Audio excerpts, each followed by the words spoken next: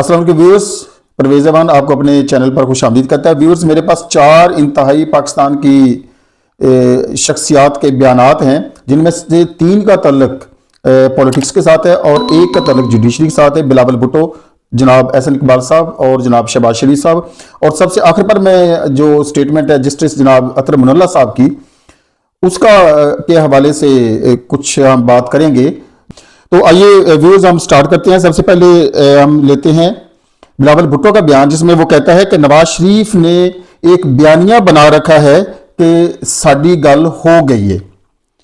वो कहता है कि उनको पहले ही यकीन है कि वो ये इलेक्शन से पहले ही जीत चुके हैं। असल में बात करने का उसका मकसद क्या है, जो वो अंडर ब्रैकेट और इन्वर्टेड कॉमास में कहता है कि साडी गल हो गई है, इसमें कोई शक नहीं है कि उसको लॉन्च किया जाना, उसको अक्टूबर में पाकिस्तान में लाया जाना, उसके तमाम केसेस को खत्म किया जाना, ये इसी तनाजर में है और ये इसी कॉन्टेक्स्ट में इसको देखा जाना चाहिए कि उनकी बात हो चुकी है जहां होनी चाहिए।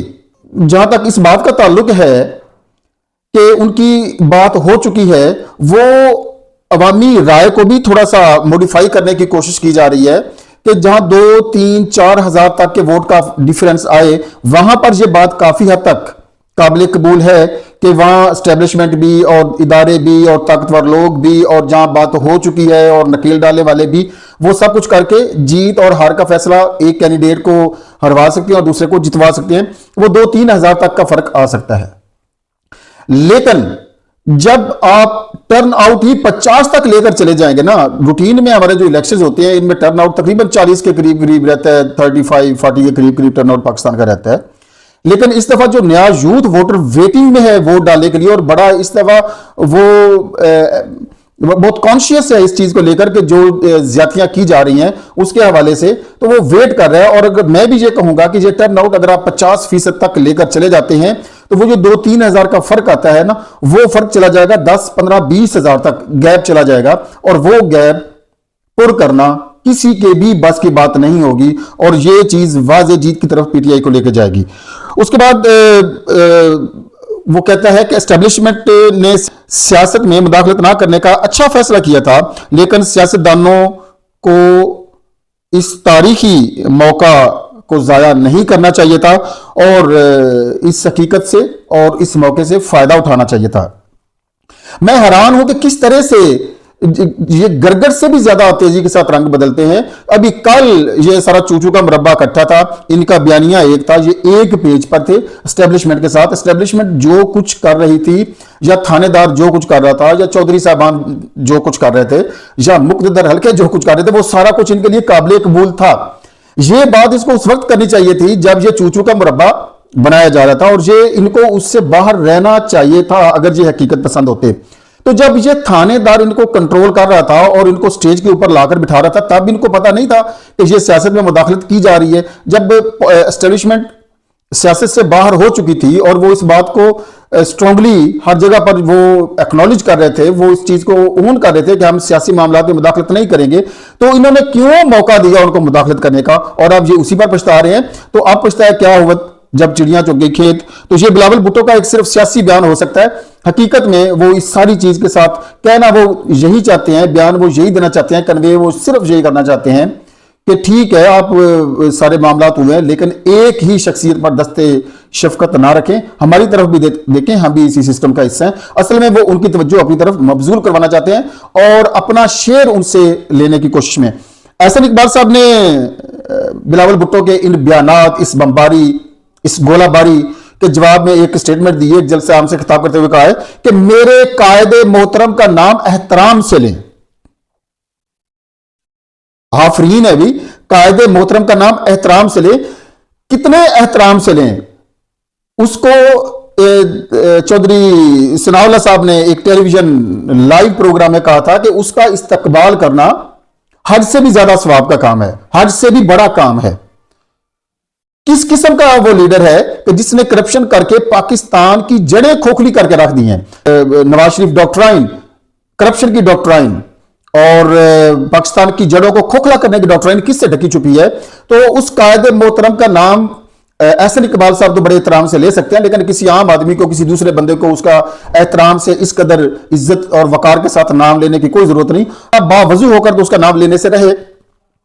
और इसी तनाजर में, इसी तसलसल में जनाब अयाज सादिक साहब कहते हैं कि बिलावल इतनी गोलाबारी करें कि कल को अगर मिल बैठना पड़े तो मिल बैठने के काबिल रहें।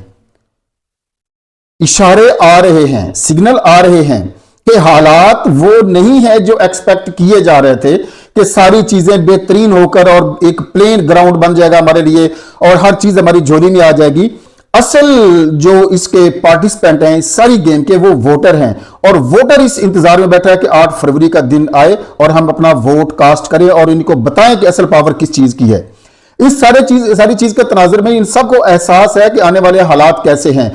बिल्कुल डेफिनेटली वो उस चीज को ज़हन में रखे हुए हैं कि आने वाले वक्त में अगर फिर भी इतनी सारा कुछ करने के बावजूद पीटीआई एक सीरीज ले जाती है तो हमें फिर वही एक नया ड्रामा रचाना पड़ेगा, नया ढोंग रचाना पड़ेगा, एक नया स्टेज तैयार करना पड़ेगा। तो उन हालात को देखते हुए बिलावल भुट्टो ऐसी बातें ना करें कि फिर से हम एक दूसरे के पास बैठने के काबिल ना रहे, बल्कि थोड़ा सा हाथ हौला रखें। चलते हैं शहबाज शरीफ के बयान की तरफ। शहबाज शरीफ साहब कहते हैं कि सबसे बड़ा चैलेंज मईशत के पहिए को घुमाना है। जी हां नाजरीन, पाकिस्तानी मईशत का बेड़ा गर्क जिस तरह से हो चुका है, उसके पहिए को घुमाना वाकई बहुत मुश्किल है। और जिस मुश्किल से इमरान खान साहब उसको पटड़ी पर ले आए थे, हमारी हब है मैनचेस्टर कहा जाता है फैसलाबाद को, पाकिस्तान का। वहां पर इमरान खान के दौर में एक वर्कर को तलाश करना मुश्किल हो गया था। इतनी फैक्ट्रीज चल गई थी, इतना सनती पहिया चलने लग गया था कि वर्कर तलाश करना मुश्किल हो गए थे।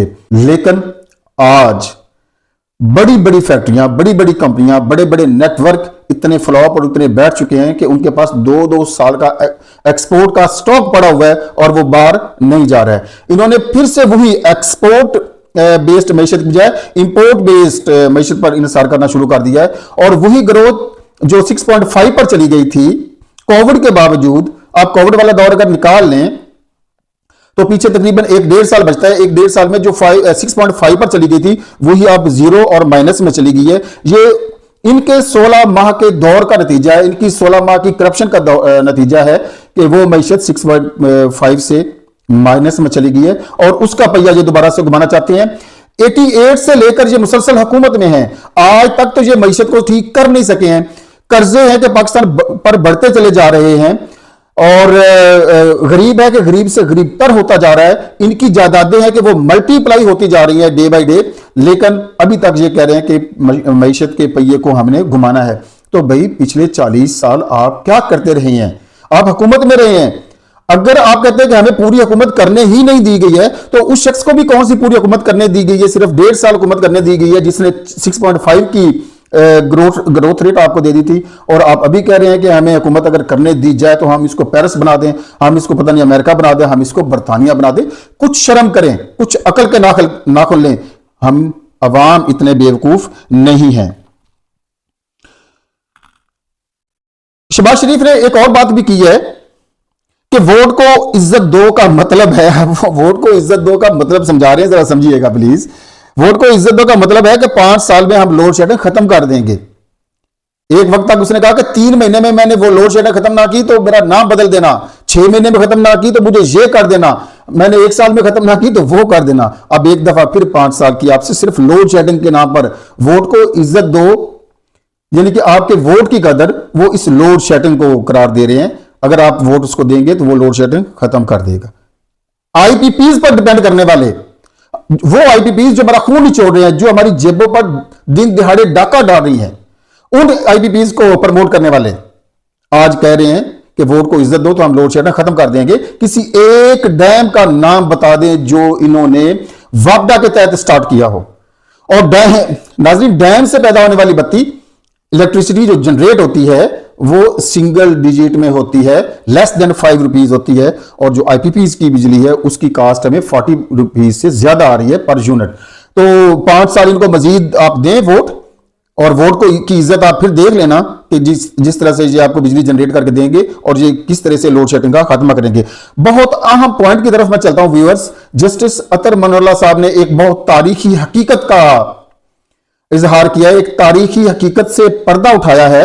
वो कहते हैं कि अजहार राय पे कदगन सबसे पहले कायदे आजम पर लगी जब उन्होंने 11 अगस्त 1947 की कायदे आजम की तकरीर को सेंसर किया। बहुत से लोग, हम में से बहुत से लोग, बेशुमार लोग इस हकीकत से ना आशना है। एक स्पीच टेलीविजन पर कई कुछ ना कुछ उसके पार्ट से चलाए जाते हैं कि जो कायदे आजम मोहम्मद अली जिन्ना ने 11 अगस्त 1947 को पाकिस्तान की पहली कानून साज असेंबली में की थी। आज तक व्यूवर्स, वो पूरी की पूरी स्पीच, वो स्टेट ऑफ पाकिस्तान की प्रॉपर्टी थी, वो पार्लियामेंट की प्रॉपर्टी थी। आज तक वो पूरी की पूरी स्पीच किसी को मिल नहीं सकी है। CNN के पास भी नहीं है, PTV के पास भी नहीं है, रेडियो पाकिस्तान के पास भी नहीं, PTV तो आई बाद में बेचारा, रेडियो पाकिस्तान के पास भी नहीं है, BBC के पास भी नहीं है।